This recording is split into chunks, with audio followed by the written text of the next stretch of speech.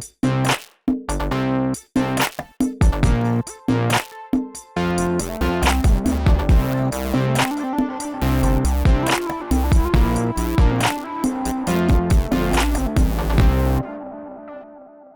everybody, it's Norm from Tested. And it's Jeremy from Tested. Welcome to Projections, our weekly show where we talk about all things VR and AR. And this week we're reviewing a high-profile game. One that a lot of them have probably already played. Yes. If they're as into VR as we are. Yeah. Dune VFR. What does the FR stand for? You know what the F stands for. I think I know what it is. So this is the first ground-up VR title from most Yes. They released three, in very close proximity. Skyrim, Fallout 4, exactly. And Dune VFR. It's based on the most recent reboot of Doom, which was for consoles and PC, a flat-screen game. There is some confusion there. I think a lot of people expected it to be that game converted it to VR, but it's not. It's a ground-up, using some of the same assets, a ground-up rethinking of what that game might be like, in a shorter, more condensed VR experience. Same enemies, same NPCs. You're still on the same location. Yeah. But yeah, you're right. So we had high expectations for this game. One, because Bethesda owning Doom, and Doom being one of the first games that got us interested in this version of VR, modern VR. At least the port of Doom. Absolutely. I mean, Doom was the game that Carmack had at E3 so many years ago, yes, with literally a duct tape headset that he had gotten from Palmer, and it sort of became the thing that kickstarted the Kickstarter. Right, and obviously, even though he's not working at Bethesda and didn't work on this version of Doom, you would think some of the lessons we've now several years into tracked VR with motion controls, we would get, this is a holy grail. Well, and it is id. I mean, this is a first-party id title. Yeah. It has a great track record. So let's first talk about how the game plays. So this is it's still a full game. It's $30, around 5 to 6 hours of content, and you're running around and using all the weapons you're familiar with Doom and shooting all the demons that you're familiar with in Doom. Well, okay. Yes, no, that's true. Yep. But how are you moving around? Yes, the locomotion mechanic. The primary way to move around is teleportation. It's a Vive game, so it's made for these controllers. And in fact, when it came out on the PC, it didn't even work on the Rift. It just required a small patch, a workaround, if you will, on the part of Valve in order to get Steam VR compatible with the Rift and Doom. So it now works on the Rift, but it was clearly designed for these controllers. Yes, and on the Vive, these controllers, you have two trackpads. You have your motion controls. You basically have your both hands represented in the game. Your right hand is going to be for your main weapon, and your left hand is for grenades. You're throwing grenades. And then the trackpad on the left hand is teleport. So you have your standard arcing teleport mechanic, which also works as a temporal slowdown, your bullet time. Right. As you're teleporting, time slows down, and which is a perk you can upgrade, and use that instead of circle strafing. Right, so if you tap in any direction, you do this momentary blink, this dash through space. Yeah. And if you press and you actually click into the pad, that's when you bring up the teleport arc. And it sends the arc in whatever direction. You let go and you suddenly teleport to that place. I know a lot of people complain about not having a smooth locomotion mechanic, which we've seen in many shooters, many of these RPGs, even in VR, and that would mean holding one direction on the trackpad and letting your body strafe in that direction. So they didn't enable that. They don't even allow that. It's not an option. It's not an advanced, you have to unlock it option. It's just not even there. Users have since modded and enabled that option. That's true, but why do you think they didn't include that? I think purely for comfort. They wanted to design this as a wide release, right? And it's a single-player game, so having smooth locomotion makes a lot of sense if you're doing a multiplayer game because you can't cheat by teleporting. Right. But I think they designed the combat scenarios and even the level design around the idea of teleporting, which also is tied into their telefragging mechanic, but also dashing, because I think the dash is like the key. The dash is what makes this feel like a visceral Doom shooter.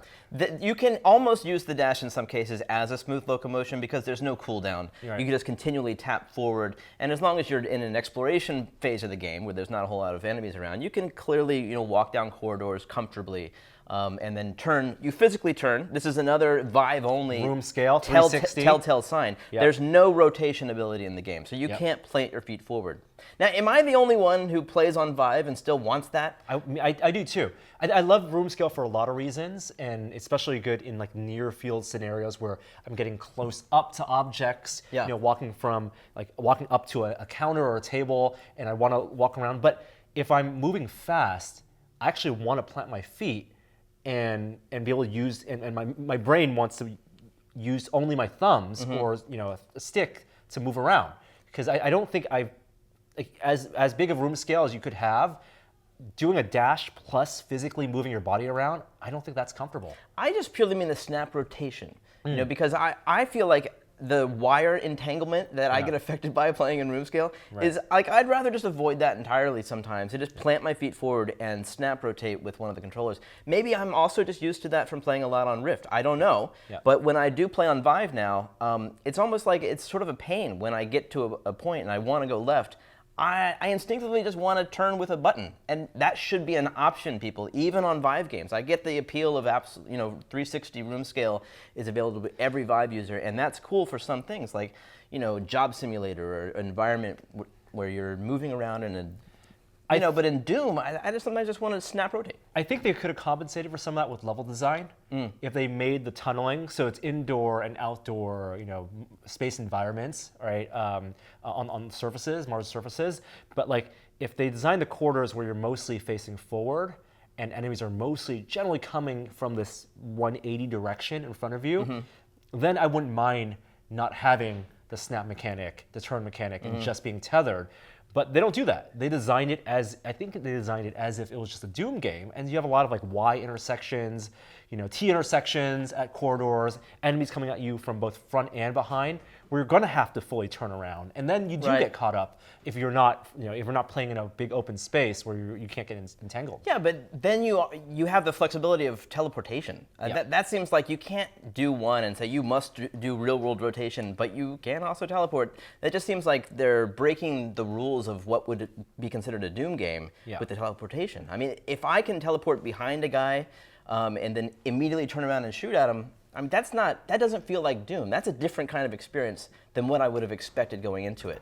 And I'm not sure that I entirely like that. Yeah, and especially with the corridor design, right? If you're walking through a corridor, which I think they may feel a little wider than in the flat screen Doom, but I often found myself bumping up against the wall, and a teleport wasn't even comfortable enough where I would felt like I was doing like in Robo Recall, for example, where the streets are really wide. I had a great time kind of teleporting around enemies and shooting them from all sides, using teleportation as a way to circle strafe. When I'm in a corridor, I was teleporting really close up to enemies, and then like, oh no, and there's no like real good melee action. Right. And so it felt claustrophobic that way. So you mentioned the telefrag mechanic. What do you think of that as compared to the 2D version? Yeah, so the flat screen version had, I thought, a really satisfying like glory kill mechanic. Enemies, when you got them down, even like a big boss, when you got them down to a certain health level, they would start shimmering, and you could click this action which would warp you into them. They'd explode, and it'd be a great way to get health and ammo. They call that a push forward shooter, mechanic. They want you constantly pushing into the battle. Yes. I think the telefrag is a good analog, but I don't think it feels that great. Like maybe some of the animation wasn't there. It didn't really feel like, because they couldn't slow time down as you're telefragging. You basically, once you teleport, that's it. You're there, right? It's teleportation. They don't play the full animation of the flat screen game. But once I telefragged them, like it wasn't maybe gory enough. It just didn't feel as satisfying to me. I don't know. It took me a minute to even understand how it worked, because normally when you teleport, you aim at the ground, and you have this arc, and it aims to the ground. Once you're telefragging something, you actually aim at the body, and it makes a nice sound. And I started to understand that. That's fine. And I ended up liking it, but not so much for the impact of the glory kill, but because it ended the battle. Like I was playing on easy. I don't know. Did you play on one medium step level? above easy? I played on the easy mode, and I consider myself a pretty good first-person shooter player. I still died several times. It's not an easy game. I didn't expect that, and so a lot of these enemies, they just take a ton of damage, and they're constantly running at you, and you're teleporting away.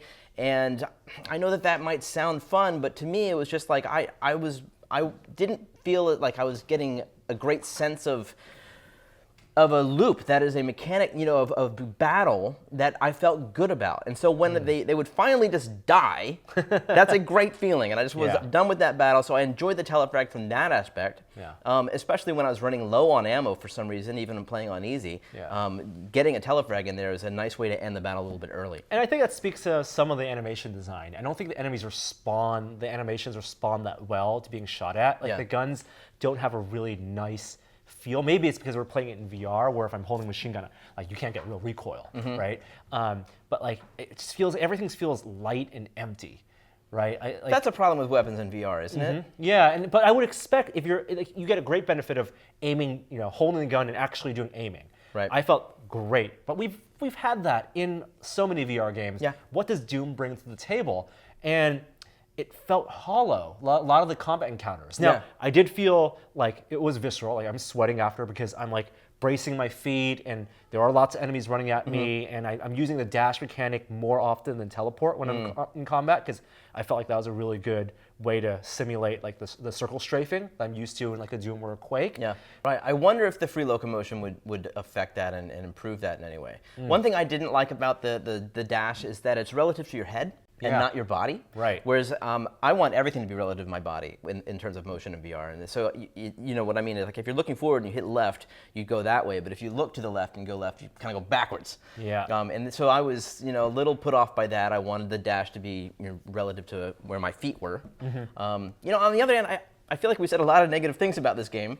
It's not that bad of a game. No, it's not bad at all. It's a hard game, and I think it's an important game because it is built from the ground up for room scale, track motion control shooting, and it's not like a realistic military shooter, which we've seen a lot of in VR, or a zombie shooter, slower paced zombie shooter, which we've seen a lot of in VR as well. It captures the feel of the look and feel of Doom.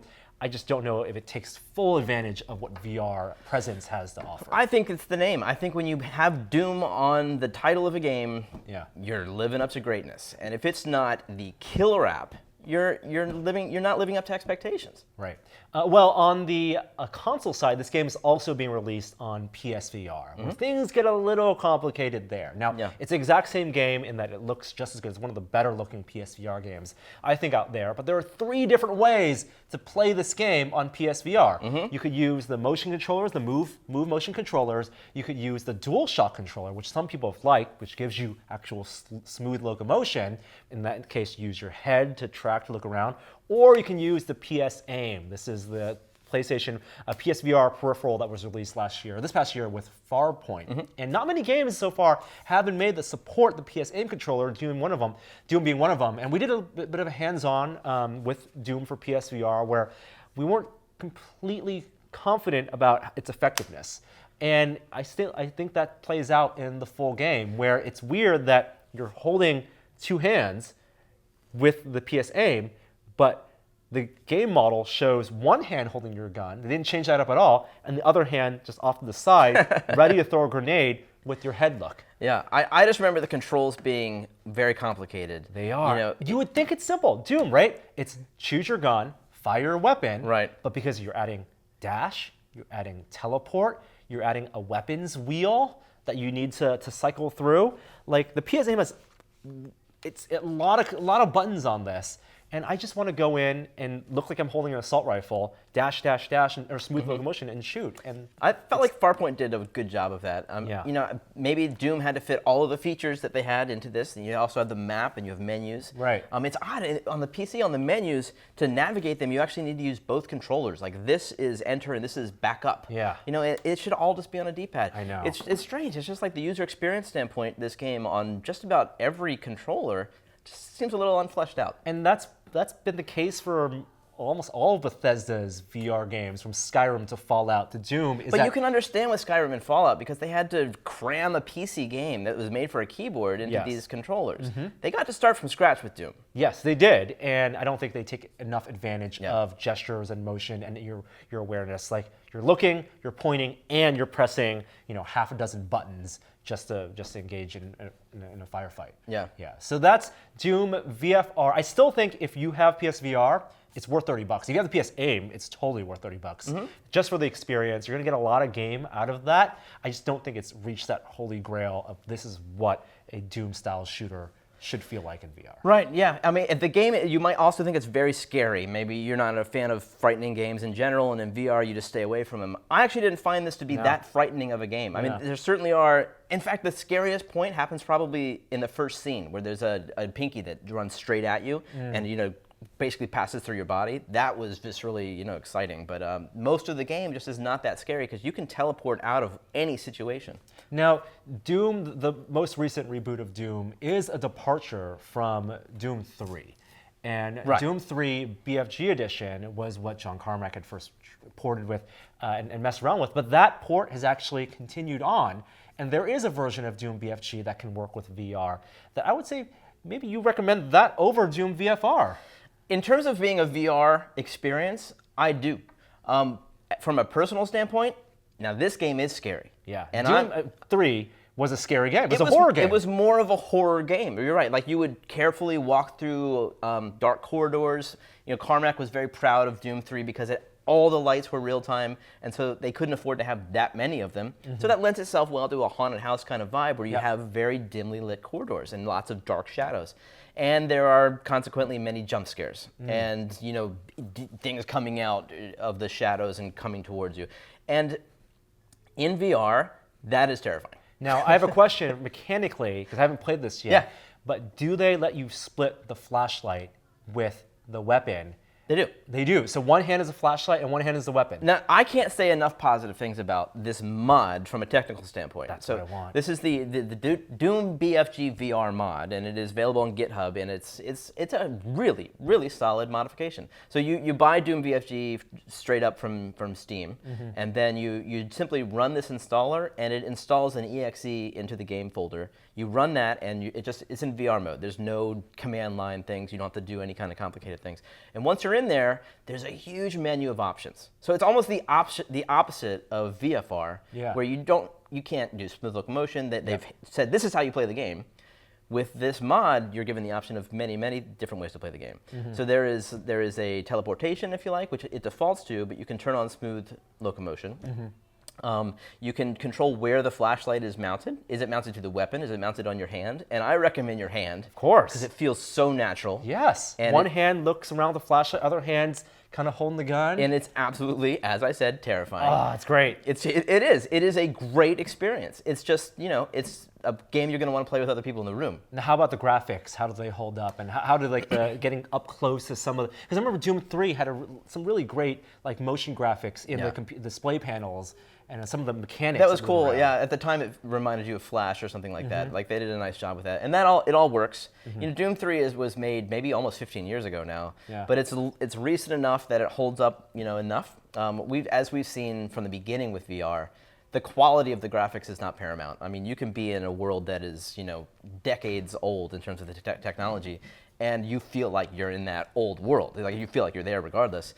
This game is just the same. The graphics are worse than VFR, unquestionably, but they're fine. They're good enough. And runs well. Runs fine. And runs sound design. Fine. Sound design holds up. I mean, that was a good part of that game. But I think more importantly, the smooth locomotion. And the pacing, and just it being more about the environment than I think VFR makes it a better VR experience. It's just much more immersive, and it's longer. It's for sure, and the number of options I think is an important aspect. I think going forward, VR is now old enough that there are so many people that want that more intense locomotion. Or just the option of, for instance, where do you put the flashlight? That we're going to have those as, you know, defaults. Like game developers have to include options for the whole gamut of VR, and they can't just cater to the newbies anymore. Right. So there you have it, a tale of two Dooms on this week's episode. By the way, this new Doom, yeah, first Doom ever made without Carmack or Romero, right? Oh, milestones indeed. Yeah. Not all positive, but it's out there and you can play it now. Let us know your thoughts if you've been playing Doom VFR or the Doom BFG edition for VR in the comments below. And we'll be back next week with more VR talk. Thanks for watching. We'll see you next time.